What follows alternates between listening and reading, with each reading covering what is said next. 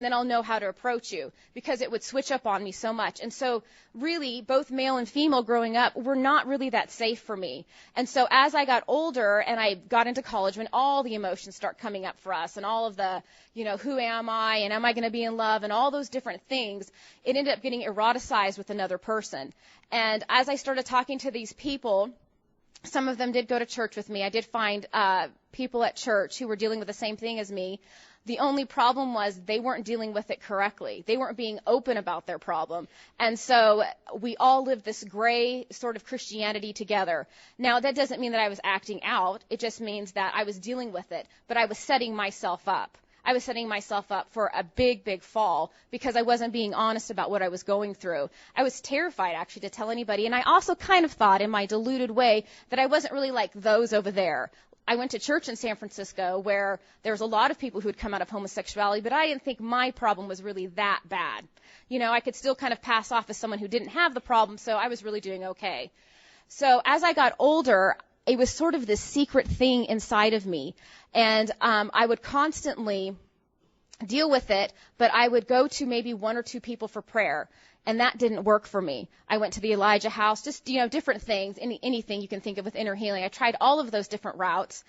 It didn't go away. It was so awful for me that it didn't go away that I just kept pressing it down and pressing it down. It was kind of like beach balls underwater. I kept pressing it down and pressing it down.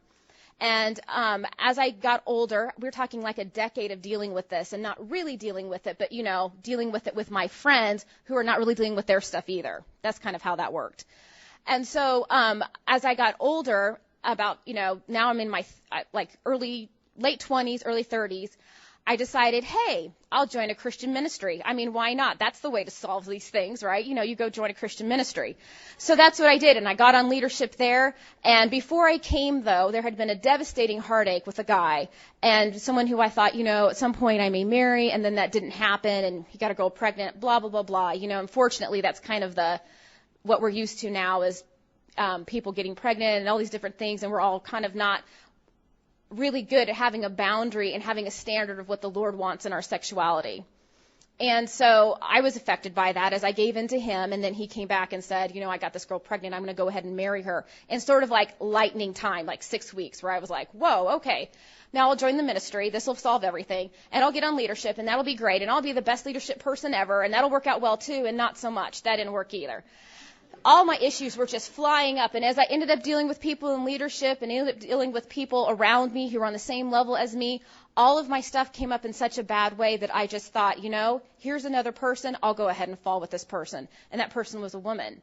And I was so devastated that this is how this had happened. But I decided, what, maybe this is what I want. Maybe I'm going to go ahead and do this thing. I've been around, I've been hearing the propaganda for years. I'm just going to go ahead and go for this. And as I decided to do that, the moment I actually decided to do it, to leave the Christian ministry and go towards the lifestyle, I decided that wasn't what I wanted. And so that became a long process of me really, really confessing my sin. No more was I going to live in this area of gray Christianity, in the sense that now if it was black or white, I was going to say it was black or white. And if you were in sexual sin, I was going to say you're in sexual sin. And in fact, I want you to call your pastor, because if you don't, I'm calling your pastor. And that for me was a huge thing, because I was really kind of more of the, let's all get along, we all have issues, because in my core, I didn't really think we could get over this sin. I really didn't. I didn't think same-sex attraction is something that you could get over. I just thought, you die with this thing. And when you get to heaven, you kind of get to sit on a lily pad with the Lord and wave. You make it in, that's a good thing. But that, as I really started to confess my sin, and I'm making fun, I'm laughing about it, but it was a brutal process for me. It felt like I was falling on a sword literally on my heart.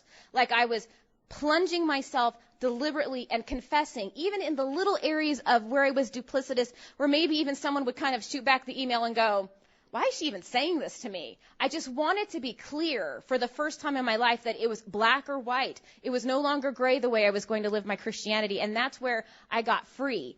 And also, more areas of freedom came as I really began to dive in deep into the areas of pain with my parents, and the areas of pain with other leadership people who had named me, who had said things to me that I really was not. And as I took them off of me and put them back into the cross and gave them back to the Lord and said, this is what you died for. This is the thing that you died for. Then I could go ahead and feel the parts of my identity as a woman coming back to me. And that was huge for me. I had no idea they had been lost. I had no idea that my aunt or whatever had been said and all these different things that had been said over me, that actually that had taken parts of me away, and I was no longer who the Lord had created me to be. And so my challenge to myself was to really live out of my true self, the person that the Lord had made me, which meant stop manipulating, which meant stop flirting with the married guy when we don't really call it flirting, which meant stop flirting with the woman who has a problem with same-sex attraction, but you're just trying to see how she's doing. All of those things had to cease and desist. And I had to find people who I could say, you know what, I need you. I need friends who I can come to and say, I'm having this problem. I remember one friend, when I tried to talk to her about it, I'm having problems with same-sex attraction. I need a friend who can be accountable. And her face kind of went, kind of did that look. And I was like, that's not going to be helpful at all. I really, really need you to not do the face thing when I go ahead and confess to you about this stuff. But really, that's what helped me. It was really finding these people who I could go, you know what, I'm going to come to you, and I'm going to say I have got these problems. And it's not easy. Even now, as I've walked through some of this and I've gotten so much freer from this problem, that doesn't mean that I don't struggle. That doesn't mean that I have to go to another and go, I need help. I have to call you. I need help now. Can I come over now? We need to talk about this now. That doesn't mean that I don't have those. But what it does mean is that I can get free quicker from the thing that is binding me. And that's that's probably the most incredible thing that has happened to me in this area.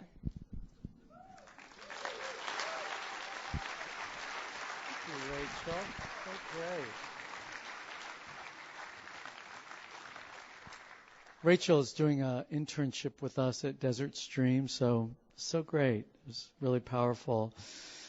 One of the things that Rachel demonstrated is that it's really important to be able to give a name to your struggle, and within limits, to be known as someone who has a problem.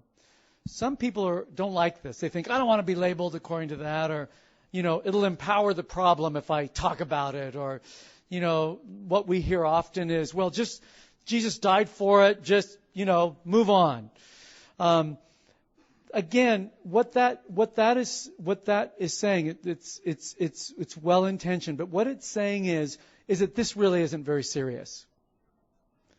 It's really treating the wounds of my people as if they were not serious. Peace, peace, when there is no peace. So when you actually begin this working dialogue with the Lord and other people, with what you're dealing with, and you start giving language to it, you're not saying, I'm a lesbian, I'm a homosexual, I'm an addict, I'm a victim. That's not the point. But the point is saying, I'm a Christian, raised with Christ, and I got issues. And this is what they are. And when you have that, you have a boundary. You have a boundary in the natural and in the spirit. You have a boundary. Because when you're not known, when you're doing what Rachel did at first, well, I'll tell this person over there, but I won't tell them everything. I'll tell them a little something. When you're not really known, the enemy knows that, and he'll use it against you. And there are ways in which you're that much quicker at being bought when you're out on the road, or you're in the next town, or that season passes and those people aren't there anymore, whatever. So I think that there's a boundary in being known. It may seem like, well, I'm losing my boundary.